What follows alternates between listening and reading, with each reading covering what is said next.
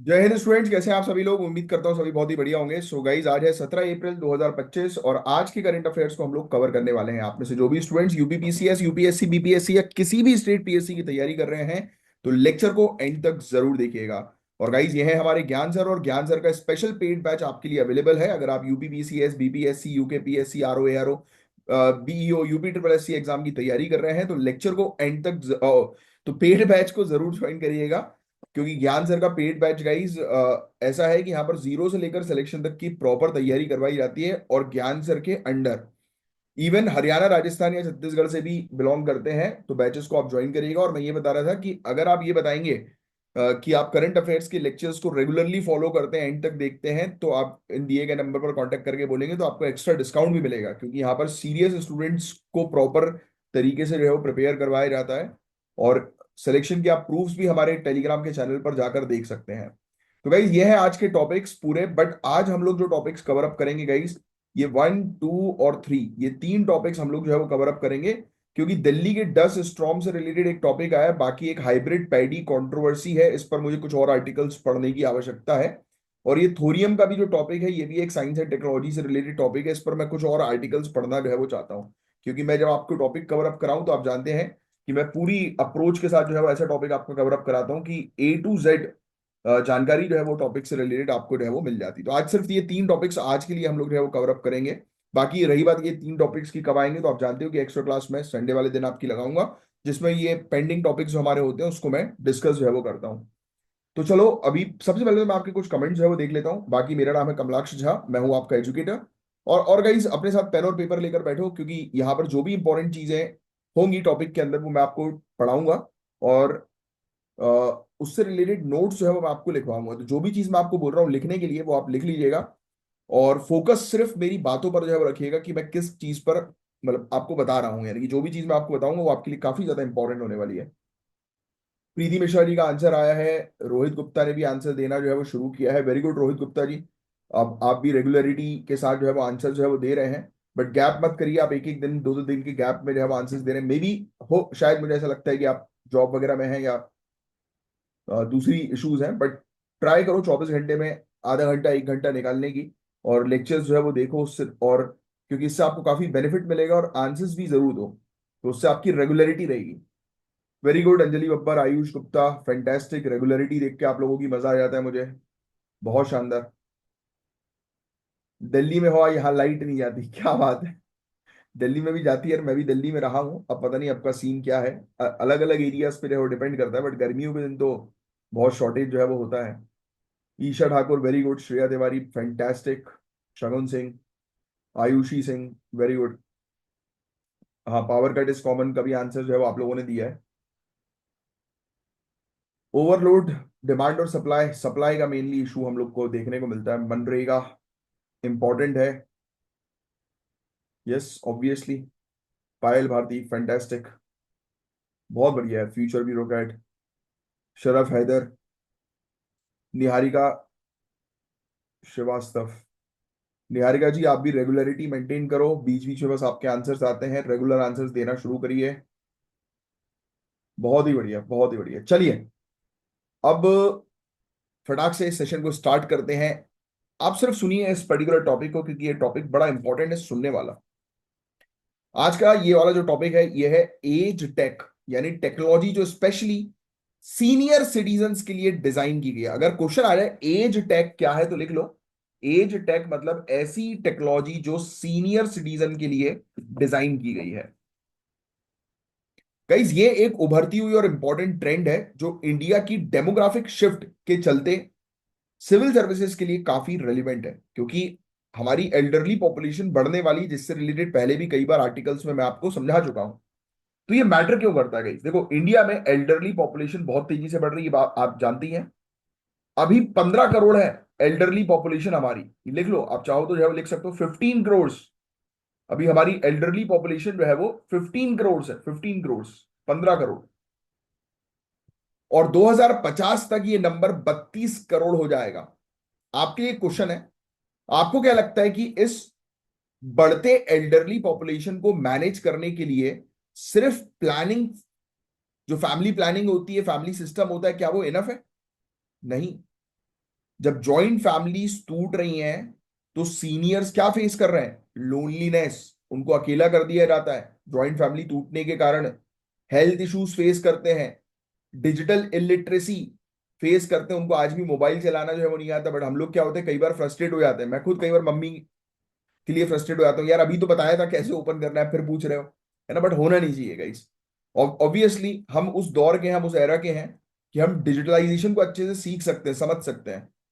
But हमारे जो parents हैं, ग्रैंड पेरेंट्स हैं, वो उस समय के हैं जिनके लिए डिजिटलाइजेशन बहुत ही नया है, उनको उस चीज को अडॉप्ट करने में डिफिकल्टी होती है। तो उनको हम सिखाएं, फ्रस्ट्रेट ना हो। और जो भी बुजुर्ग वगैरह जो होता है ना, उनकी बातें 2 मिनट सुन लेनी अच्छा रहता है, कि उससे उनको अच्छा लगता है यार, और आपको दुआएं मिलेंगी, ब्लेसिंग्स मिलेंगी, और क्या चाहिए। और मेरे हिसाब से ब्लेसिंग से बड़ी चीज और कोई है नहीं। तो इसीलिए एज टेक is not just an innovation, ये कोई नवाचार नहीं है, ये जरूरत है, इट इज नेसेसिटी। कितना अच्छी अच्छी लाइन बोली ना मैंने, मेंस में यूज करना। एज टेक is not just innovation, it is necessity. अब मैं आपको ये बोलता हूँ, मैं क्या करता हूँ, एक टॉपिक से, एक आर्टिकल से रिलेटेड मल्टीपल जगह से चीजें आपके लिए पढ़कर प्रिपेयर करके रखता हूँ, जिससे कि जब मैं आपके सामने आऊं तो आपको ऐसा प्रोवाइड कराऊं चीजें कि एक बार में आपकी चीजें दिमाग में भी जाए और मल्टीपल चीज आपको याद रहे। तो कोशिश किया करो जो बोलूं, कोई कई बार मैं कोई स्टेटमेंट बोल देता हूं ना, तो आप लिख भी लिया करो, राइट। भले ही शायद मैं बोलना भूल जाऊं कि ये लिखो या ना लिखो, क्योंकि मैं यहाँ पर आपको फैक्ट्स वगैरह लिखवाने पर ज्यादा फोकस करता हूँ। बट आपको कोई मेरा स्टेटमेंट अच्छा लग रहा है तो तुरंत कॉपी कर लो। जैसे मैंने अभी एक बताया ना, क्या बताया था मैंने, कमेंट बॉक्स पे आप लिख कर बताओ क्या बोला था मैंने। कई बार मैं भी बोल के भूल जाता हूँ, इसलिए पूछ रहा हूँ, कमेंट बॉक्स पे लिख दो। अच्छा, स्टार्टअप्स जैसे सुकून अनलिमिटेड, लिखने की जरूरत नहीं है वैसे तो, विजडम सर्कल, ये जो स्टार्टअप्स है गाइस, इन्होंने सीनियर्स के लिए नए प्लेटफॉर्म्स लॉन्च किए हैं। सुकून अनलिमिटेड 2024 में लॉन्च हुआ था। इंडिया का ये पहला सीनियर्स फॉर सीनियर्स प्लेटफॉर्म है। यहां emotional support, counselling, group therapy, volunteering, सब कुछ सीनियर्स ही प्रोवाइड करते हैं और रिसीव भी करते हैं। मतलब सीनियर्स का आप मान के चलो कि ये फेसबुक है, राइट, जहां पर सिर्फ सीनियर्स एक दूसरे के साथ कनेक्टेड रहते हैं, एक दूसरे की प्रॉब्लम समझते हैं, सुनते हैं और सोल्यूशन ढूंढने की कोशिश करते हैं। एक साल में 200 से लेकर 6000 सीनियर्स तक का कम्युनिटी बन गया।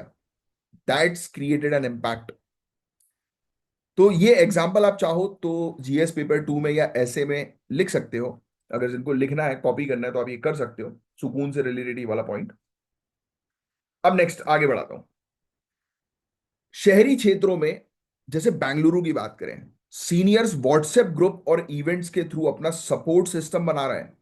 ग्रुप ट्रैवल करते हैं, फेस्टिवल सेलिब्रेशंस होता है। Even guys I am telling you, इतना कमाओ कि अपने पेरेंट्स को जो है वो वर्ल्ड टूर पर भेजो।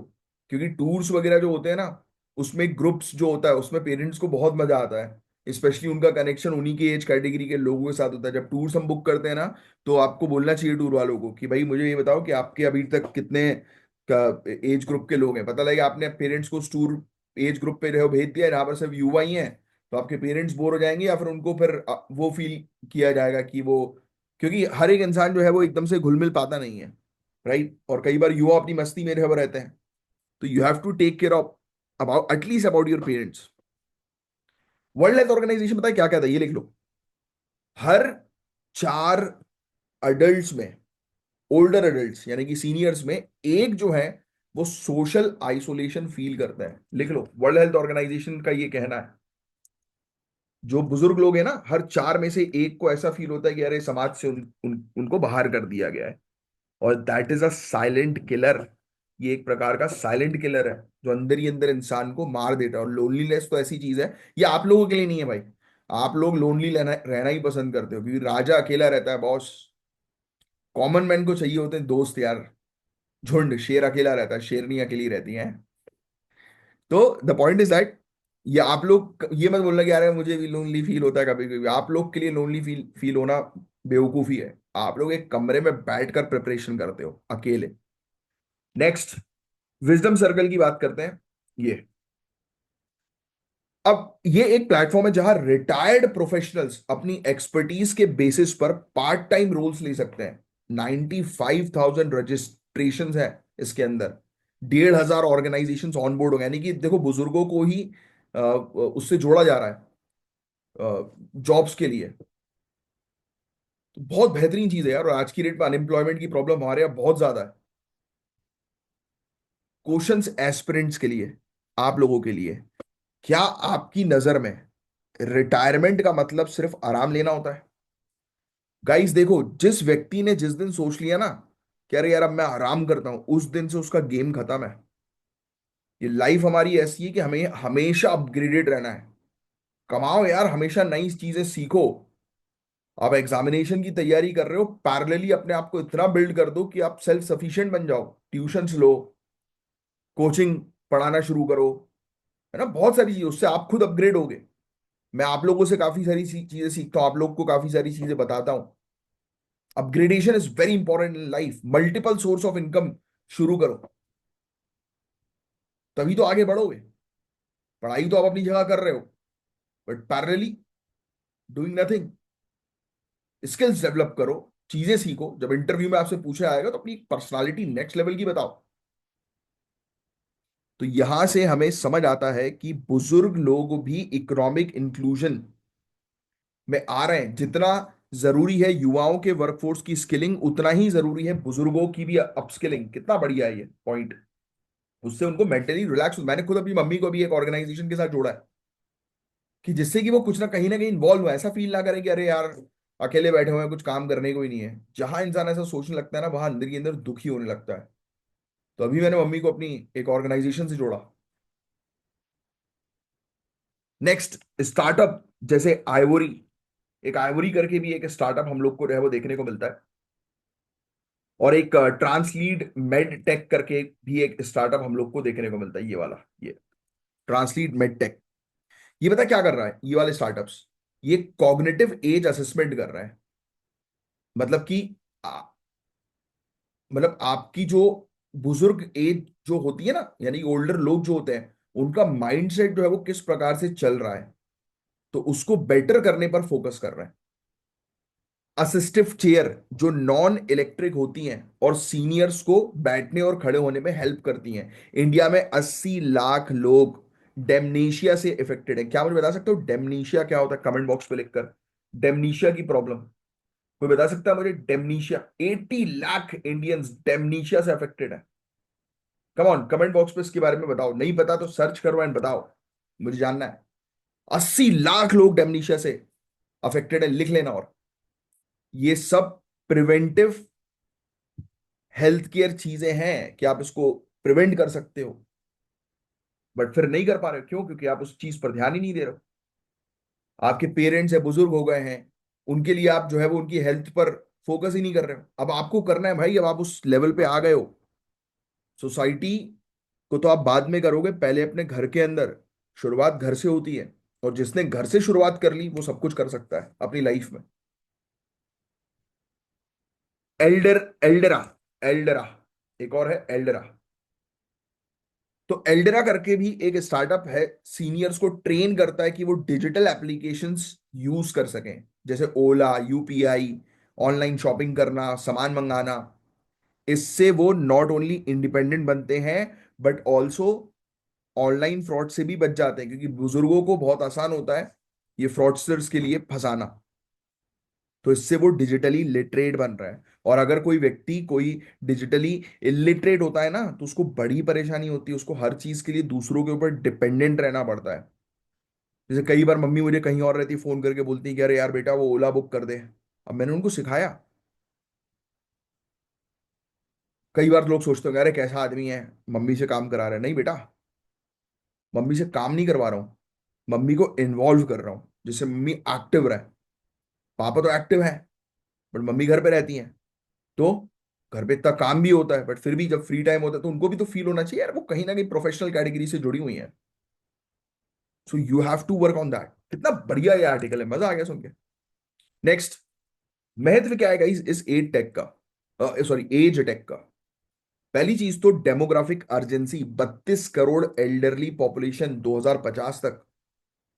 इमोशनल एआई कंपेनियंस जैसे कि सुकून चैटबॉट, 100 से ज्यादा लैंग्वेज में हम लोग को देखने को मिल रहा है ये, जो इमोशनल सपोर्ट प्रोवाइड कराएगा। विजडम सर्कल जैसे प्लेटफॉर्म जो इकोनॉमिक सशक्तिकरण में हेल्प करेंगे बुजुर्गों की।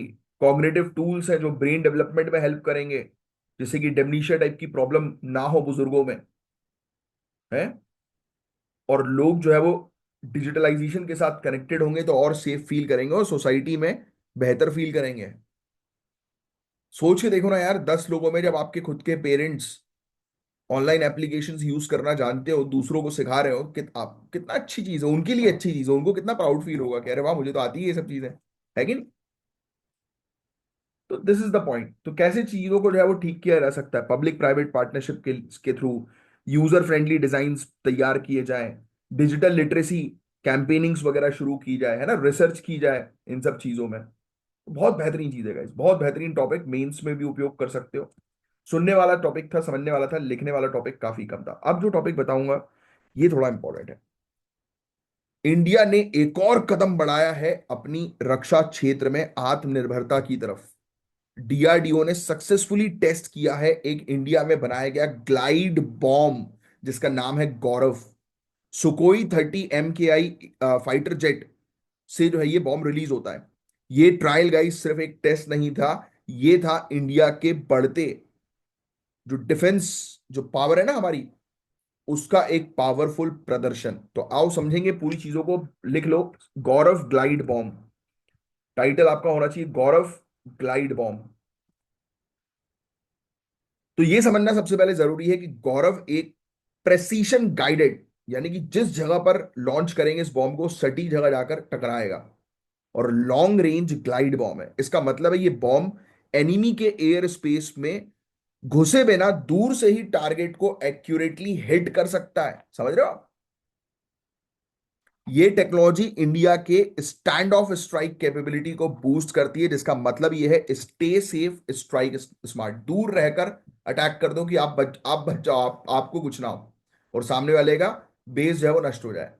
इसका डिजाइन डीआरडीओ ने डेवलप किया, लिख लेना, डीआरडीओ के द्वारा इसको जो है वो डेवलप किया गया। ARDE, ARDE next point, ARDE इसका फुल फॉर्म लिख लो, armament research and development establishment. RCI research centre, Imarat, Imarat, और ITR इंटीग्रेटेड टेस्ट रेंज, इनके सपोर्ट के साथ ये डेवलप हुआ है। और इंटरेस्टिंग बात बताऊं क्या है, प्राइवेट कंपनीज भी है, अडानी डिफेंस, प्राइवेट कंपनीज का भी नाम लिख लीजिएगा आप, Adani defence, Adani defence, Bharat forge, Bharat forge, Bharat forge, और एक कंपनी और लिख लो, एक ठीक है छोड़ो, MSME लिख लो, micro small and medium medium enterprises भी इसमें जो है वो शामिल थे। तो प्राइवेट कंपनीज को भी शामिल करके इसको बनाया गया, मतलब ये एक perfect public private partnership model है हमारी डिफेंस सेक्टर को मजबूत करने का। अब देखो गाइस, यहां पर गौरव बॉम्ब के अंदर दो वेरिएंट्स रखे गए हैं, एक गौरव विंग्ड है, एक गौरव ब्रैकेट में लिख देना विंग्ड, विंग्ड वर्जन, और दूसरा जो है वो लिखना Gautam non winged, Gautam non winged. Gaurav wing जहां पे लिख रहे हो वहां पे लिखना 1000 किलो का ये बॉम्ब बॉम्ब है, और गौतम नॉन विंग जो है वो 550 किलो का लाइट वेट वर्जन है। दोनों बॉम्ब्स की लेंथ 4 मीटर और डायमीटर 0.6 मीटर की है। कभी कभी स्टेट PSC पूछ लेती है ऐसी चीजें, तो ये फैक्चुअल इंफॉर्मेशन ध्यान में रखिएगा। गाइडेंस सिस्टम इसमें है INS inertial navigation system, satellite guidance भी है, डिजिटल कंट्रोल सिस्टम भी इसके अंदर मौजूद है। तो ये सिस्टम्स भी लिख लो, ये कभी कभी प्रीलिम्स वगैरह में पूछ लेते हैं ये लोग, क्योंकि ये बहुत ही शानदार हम लोग को बॉम्ब देखने को रहा। क्या नाम है भाई इसका, इस बॉम्ब का पूरा नाम क्या लिखवाया था मैंने? कमेंट बॉक्स में लिख कर दो अभी के अभी, बात करते करते कमेंट बॉक्स में लिख दो, फटाक से लिखो अभी, तुरंत, तुरंत तुरंत तुरंत। गौरव ग्लाइड बॉम्ब, होपफुली आपने लिख दिया होगा। अब यहां पर इनका ट्रायल होता है, ट्रायल में यूज किया गया सुकोई 30 MKI फाइटर जेट, ये लिख लेना। 3 दिन का ट्रायल हुआ, बॉम्ब को टेस्ट किया गया अलग अलग वॉरहेड कॉन्फ़िगरेशन के साथ, आइलैंड टेरेंस पर टारगेट जो है वो किया गया बेस पर। 100 किलोमीटर तक इसकी ग्लाइड रेंज कंफर्म हुई, यानी कि 100 किलोमीटर तक जाकर अटैक कर देगा ये सटीक जगह पर। एक्यूरेसी बहुत तगड़ी थी, बिल्कुल टारगेट पे हिट किया जहां पर सेट किया था टारगेट। और सबसे बड़ी बात, एनिमी एयर डिफेंस जोन में ये घुसे बिना, यानी कि आप एयर डिफेंस जोन समझते हो ना आप, यानी कि आपका एयरक्राफ्ट अगर किसी के जोन के अंदर एंटर होगा तो तुरंत उसको पता लग जाएगा, है ना। उस जोन में बिना घुसे हमने दूर से बम फेंक दिया और बिल्कुल सटीक जगह जाकर लगाइए। बहुत शानदार चीज है। अब ये कुछ पॉइंट है कि इंडिया के डिफेंस में इसका क्या महत्व है। तो ये पॉइंट बिल्कुल बस बुलेट पॉइंट आप लिख लेना। पहला पॉइंट तो एनिमी एयर स्पेस में घुसे बिना लॉन्ग रेंज अटैक कर सकते हैं हम, तो सेफ भी है, इफेक्टिव भी है, मतलब स्टैंड ऑफ कैपेबिलिटी है कि दूर खड़े होकर बम उड़ा देंगे एनिमी को। दूसरा पॉइंट आत्मनिर्भर भारत। भाई इंडिया में बना हुआ है कि नहीं। इंडिया में बनाया गया बॉम्ब है, फॉरेन टेक्नोलॉजी पर डिपेंडेंसी कम है। डिफेंस सेक्टर में हम आत्मनिर्भर का परफेक्ट एग्जांपल गौरव ग्लाइड बॉम्ब का यूज कर सकते हैं। अलग अलग वॉरहेड ऑप्शंस हैं इसके अंदर, सटीक गाइडेंस है, डाइवर्स मिशन में इसका आप उपयोग कर सकते हो, यानी कि इसके ऑपरेशंस में फ्लेक्सिबिलिटी है ना। सिर्फ बुलेट पॉइंट्स लिख लो। और फिर DRDO, Indian air force, private defence companies, certified bodies, इन सब के कोलैबोरेशन के साथ बना, private public private partnership collaboration के साथ बना, तो ये आप मेंशन कर सकते हो। बहुत बेहतरीन। तो अगले स्टेप में क्या होगा, तो गौरव का फुल स्केल इंडक्शन होगा इंडियन एयरफोर्स में। और भी अभी ट्रायल्स होने बाकी हैं जिससे टारगेटिंग एल्गोरिदम और कॉन्फ़िगरेशन को और रिफाइन किया जा सके। इंडिया के अंदर रिसर्च एंड डेवलपमेंट और मैन्युफैक्चरिंग कैपेसिटी में इन्वेस्टमेंट कंटिन्यू होनी चाहिए, क्योंकि फ्यूचर यही है guys, smart weapon for smart warfare. तो ये जो भी चीज मैंने आपको इस टॉपिक के अंदर लिखवाई है वो चीज आप बहुत अच्छे से जो है वो नोट डाउन करिए और आज याद रखिएगा। अब यार देखो, automotive GVP road map, NITI Aayog ने कोलैबोरेशन किया सीआरआईएसएल के साथ और एक रिपोर्ट जारी करी। चाहो तो रिपोर्ट का नाम लिख सकते हो, उतना खास कुछ खास इंपॉर्टेंट तो नहीं है, बट फिर भी लिख लो। पहले ये बताओ, क्या भारत दुनिया का अगला ऑटोमोबाइल कंपोनेंट हब बन सकता है। तो नीति आयोग और ये क्रिसिल की जो ये रिपोर्ट है ना वो यही बताएगी। आज हम बात करेंगे इंडिया के ऑटोमोटिव जीवीसी रोड मैप के बारे में। ये एक ऐसा विजन है जो भारत के, इंडिया के ग्लोबल ऑटो कंपोनेंट मार्केट में एक मेजर प्लेयर बनने जा रहा है। तो आइए डिस्कस करते हैं। तो नीति आयोग ने CRISIL के साथ मिलकर एक रिपोर्ट पब्लिश करी, automotive industry powering India participation in global value chain. मतलब कि देखो, रिपोर्ट के नाम से हमें आ रहा है कि इंडिया पूरे दुनिया भर के ऑटोमोटिव सेक्टर में क्या कंट्रीब्यूशन दे रहा है। तो इंडिया को ऑटो कंपोनेंट मैन्युफैक्चरिंग का ग्लोबल हब बनना है, पॉइंट नंबर 1। ये पॉइंट जो है आप लिख सकते हो, इंडिया जो है वो, उसको नंबर 1 जो है वो बनना है पूरे दुनिया भर में ऑटोमोबाइल प्रोडक्शन के मामले में। 2023-24 तक प्रोडक्शन 28 मिलियन व्हीकल्स का है। 28 मिलियन गाड़ियां जो है वो मैन्युफैक्चर हुई हैं 2023-24 तक।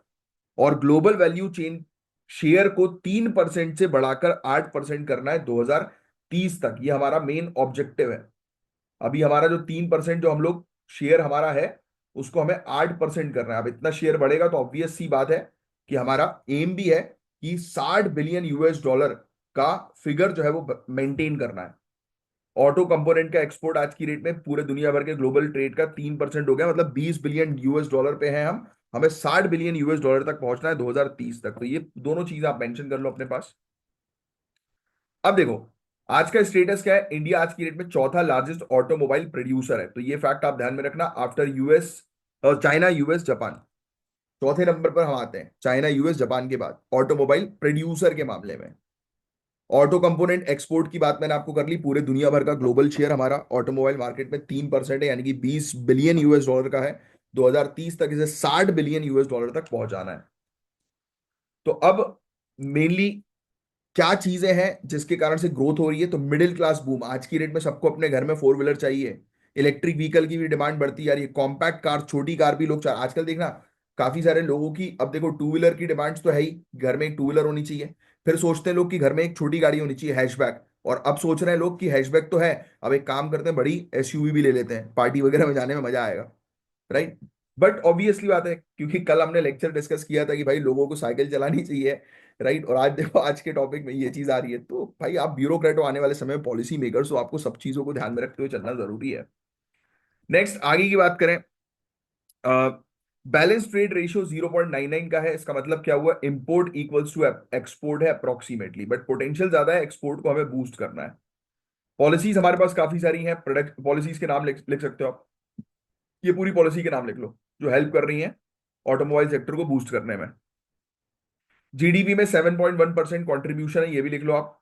ऑटोमोटिव इंडस्ट्री 7.1% का इंडिया की जीडीपी में कंट्रीब्यूट करती है, और लगभग 49% मैन्युफैक्चरिंग जीडीपी में ऑटोमोटिव सेक्टर का कंट्रीब्यूशन है। 3 मिलियन डायरेक्ट जॉब्स अभी भी प्रोवाइड जो है वो करा रही है, डायरेक्ट जॉब्स। 2030 तक ये 2.5 से 2.5 मिलियन जॉब्स और क्रिएट हो सकती हैं। Steel steel rubber, IT, glass, electronics, इन सब इंडस्ट्रीज के साथ जो है वो ऑटोमोटिव सेक्टर जुड़ा हुआ है। आप जानते ही हैं भाई, गाड़ी में टायर भी लगता है, स्टील का भी उपयोग होता है, तो ऑब्वियस बात है कार सभी इंडस्ट्रीज के साथ जो है वो जुड़ी होती है। इलेक्ट्रॉनिक इंडस्ट्री के साथ इलेक्ट्रॉनिक सिस्टम्स होते हैं ना आजकल गाड़ियों में। हर आजकल तो गाड़ी पूरी इलेक्ट्रिक से जो है वो चल रही है यार, पूरा सिस्टम ही उसका इलेक्ट्रिक बना दिया है। AI, electric vehicles, battery tech, industry 4.0, सब में स्पिल ओवर इफेक्ट्स हम लोग को देखने को रहे कि ये सभी चीज एक दूसरे से जुड़े हुए हैं। बस यही चीज है। अब चैलेंजेस हमारे पास बस बहुत थोड़े से हैं, जैसे कि भाई खर्चा जो है वो बढ़ता जा रहा है। इंडिया में कॉस्ट चाइना से 10% ज्यादा है गाड़ियों की। डेप्रिसिएशन बहुत ज्यादा है इंडिया में, गाड़ी आप खरीदो शोरूम से निकलते से नहीं 50% रेट उसका वैसे ही कम हो जाता है ना। तो ये चीजें हैं। Engine, transmission, high value components पे 2 से 4% हमारा बस शेयर है, तो शेयर भी इंडिया का इंपॉर्टेंट चीजों में कम है। चाइना जो है वो 2.8 बिलियन यूएस डॉलर का, चाइना से हम लोग 2.8 बिलियन यूएस डॉलर का इंपोर्ट ही करा चुके हैं 2023-24 में। जर्मनी, साउथ कोरिया भी मेजर सप्लायर्स है हमारे। इंपोर्ट के ऊपर भी डिपेंडेंसी भी बहुत ज्यादा है, तो जो प्रॉब्लम होती है भाई इसका सोल्यूशन होता है, बट इतना कोई डेप्थ में जाने की जरूरत नहीं। अडास अडास सिस्टम बहुत तगड़ा है। इसमें एक्सयूवी 700 में आ रहा है, क्या बेहतरीन है यार एक्सयूवी 700, मजा आ जाता है उस गाड़ी चलाने में। बट एक्सयूवी 700 से ज्यादा बेहतर है, अ, मुझे पर्सनली जो है वो लगती है, अरे कौन सी गाड़ी थी यार चाचा की अभी वो लेके आए थे, अरे वो GLS 400 है शायद, if I am not wrong. वो बड़ी सी गाड़ी है मर्सिडीज की, मजा आ जाता है उसको चलाने में। तो वो मेरे एक है दूर के चाचा, मतलब पापा के दूर के फ्रेंड, जिनको मैं चाचा बोलता हूँ, तो वो आए थे, तो उनने मुझे बोला था कि आओ चलो राइड पे चलते हैं। मजा आ गया था भाई, आहा गाड़ी थी। पहले वो 350D के नाम से आती थी, अब वो 400 हो गई है। वो तो उनके पास 400 वाला अपग्रेडेड वर्जन है।